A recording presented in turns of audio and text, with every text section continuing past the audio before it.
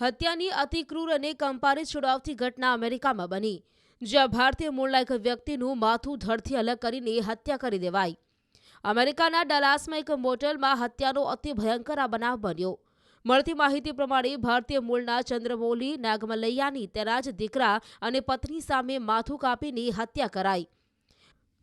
મૂળ દક્ષિણ ભારતના ચંદ્રમૌલી બારડોલીના ખોડ ગામના એક એનઆરઆઈ પાસેથી મોટેલ લીઝ પર લઈને ચલાવતા હતા.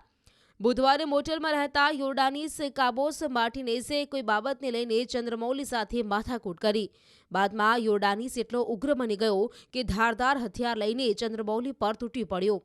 ચંદ્રમૌલીના પત્ની અને દીકરો પણ બચાવવા માટે પ્રયાસ કરતા દેખાયા. જો કે યોર્ડાનીસ નિર્દય રીતે ધારદાર હથિયારથી ઘા કરવા લાગ્યો. તેણે ત્યાં સુધી ઘા કર્યા જ્યાં સુધી ચંદ્રમૌલીનું માથું ધડથી અલગ ન થઈ ગયું. માથું અલગ થયા બાદ ક્રૂર યોર્ડાનીસ ફૂટબોલની જેમ માથાને કિક મારતો પણ જોવા મળ્યો.